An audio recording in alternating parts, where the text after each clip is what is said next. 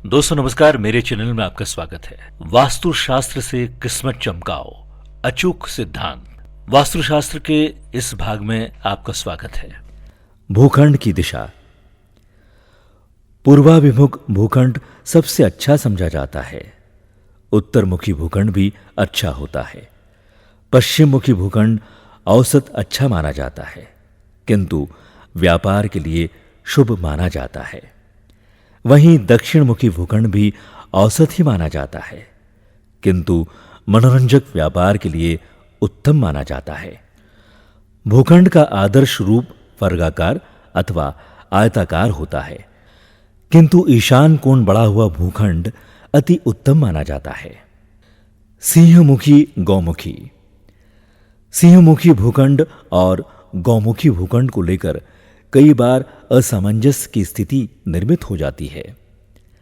वैसे तो कटाव वाले भूखंड लेने में परहेज रखना चाहिए, फिर भी जहां सिंहमुखी अथवा गौमुखी भूखंड की बात हो, वहां इस बात का ध्यान अवश्य रखा जाना चाहिए कि यदि आवासीय उद्देश्य के लिए उक्त भूखंड खरीदा जा रहा है तो गौमुखी भूखंड उत्तम माना जा सकता है। वहीं व्यापारिक उद्देश्य के लिए सिंहमुखी भूखंड शुभ माना जाता है। मिट्टी की महिमा। वर्ण व्यवस्था के आधार पर मिट्टी को वर्गीकृत किया गया है, किंतु यहां इसकी सामान्य पद्धति पर प्रकाश डाला जा रहा है। लालिमा युक्त, स्वाद युक्त, सुगंध युक्त मिट्टी को शुभ माना जाता है और भवन निर्माण फलकारी सिद्ध होता है। भूमि परीक्षण।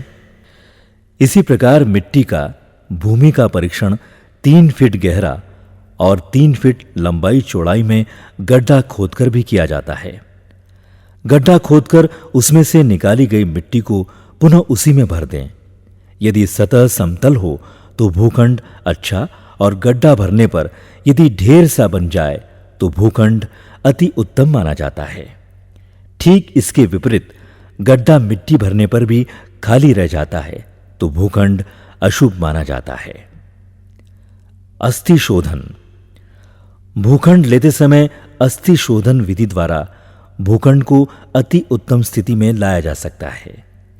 भूखंड में संपूर्ण भाग में 3 से 5 फीट गहराई तक खुदाई की जाती है, जिससे उक्त मिट्टी में किसी प्रकार की हड्डी, नकारात्मक तत्व न रह जाए, और निकाली गई ये मिट्टी अन्यत्र फेंक देनी चाहिए, और उक्त खुदाई के बड़े गड्ढे को अधिक परीक्षित मिट्टी से भर देने से भूखंड का दोष दूर किया जा सकता है। भूखंड पर गाय बछड़ा। एक प्राचीन मान्यता के अनुसार दोष युक्त भूमि अथवा भूखंड पर 1 सप्ताह तक गाय तथा बछड़े को बांधने तथा उसकी सेवा करने से दोष का निवारण किया जा सकता है। ढलान की स्थिति। भूखंड खरीदते समय अथवा भवन की छत बनाते समय ढलान पर विशेष ध्यान दिया जाना अति आवश्यक है। ढलान उत्तर, पूर्व, ईशान तथा वायु कोण में शुभ माना जाता है। वहीं दक्षिण, पश्चिम, अग्निकोण एवं नैऋत्य कोण में ढलान अशुभ फलदायी होता है। वास्तु पुरुष। मत्स्य पुराण मतानुसार एक प्राचीन कथा का उल्लेख प्राप्त है। अंधकासुर नामक राक्षस से भगवान शंकर के युद्ध के दौरान अत्यधिक श्रम करने से भगवान शंकर के पसीने की एक बूंद के गिरने से एक महाभूत जन्म लेता है। इसे देखकर समस्त राक्षस एवं देवगण अत्यंत भयभीत हो उठते हैं। तब सभी राक्षस तथा देवगण ब्रह्मा जी से महाभूत से बचने का उपाय पूछते हैं।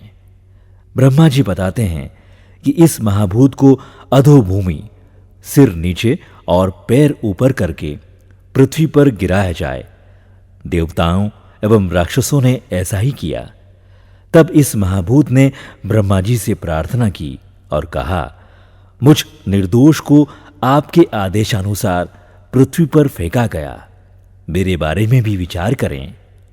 तब ब्रह्मा जी ने इसे वासुदेव का नाम दिया और पृथ्वी पर निरंतर अपने आकार में बढ़ने एवं भवन निर्माण में वास्तु देवता के पूजन को महत्व प्रदान किया। प्रत्येक वस्तु में तरंग। प्राचीन ऋषि मुनियों एवं विद्वानों ने वास्तु के सिद्धांत को धर्म के साथ जोड़कर इसके प्रभाव को बलशाली बना दिया है। हमारे ऋषियों ने वास्तु को एक शास्त्र का रूप दे दिया। वास्तु शास्त्र एक विज्ञान परक सूक्ष्म तरंगों पर आधारित शास्त्र है। विश्व प्रसिद्ध भारतीय वैज्ञानिक जगदीश चंद्र बसु ने अपने अनुसंधात्मक विश्लेषणों से यह सिद्ध कर दिया है कि जीव निर्जीव अलग अलग न होकर एक ही सिक्के के दो पहलू हैं। उनके सिद्धांत अनुसार प्रत्येक वस्तु, पत्थर, निर्जीव वस्तुओं में भी एक तरंगीय जीवन पाया जाता है। इन तरंगों के समीप जाते ही इनमें परिवर्तन देखा गया है। भारतीय वास्तु सिद्धांत भी मिट्टी, जल, भवन निर्माण की पद्धति, चुंबकीय तरंग, सूर्य की स्थिति, पृथ्वी की परिक्रमा पथ आदि को केंद्रित कर बनाया गया है। ऐसे में वास्तुशास्त्र धार्मिक रूप के साथ साथ वैज्ञानिक महत्व को भी सिद्ध करता है। वास्तु पुरुष की दृष्टि विचार। विश्वकर्मा प्रकाश में वास्तुदेव की स्थिति का विस्तृत विवरण मिलता है। वास्तुदेव भूमि पर अधोमुखी शयन कर रहे हैं। जब वास्तुदेव को पृथ्वी पर फेंका गया था तब उनका सिर ईशान में तथा पैर नैऋत्य में थे। प्राचीन मान्यताओं के अनुसार वास्तुदेव प्रत्येक 3 मास में अपनी स्थिति, दिशा और दृष्टि बदलते हैं। मकान की नींव रखते समय ध्यान रखना चाहिए कि वास्तु पुरुष के पांव किस दिशा में हैं। जिस दिशा में पांव हो उसी दिशा से ही नींव खोदने की शुरुआत करना अत्यंत लाभप्रद होता है। साथ ही जिस दिशा में पांव हो उस माह में उस दिशा में कुआं, तालाब अथवा बोरिंग नहीं करना चाहिए। इसी प्रकार वास्तुदेव के मुख की दिशानुसार ही मकान का मुख्य द्वार बनाना चाहिए, या ये कहें कि जिस दिशा में मुख्य द्वार बनाना चाहते हैं उस शुभ माह का ही इंतजार करना चाहिए। तो ये था वास्तुशास्त्र का दूसरा भाग।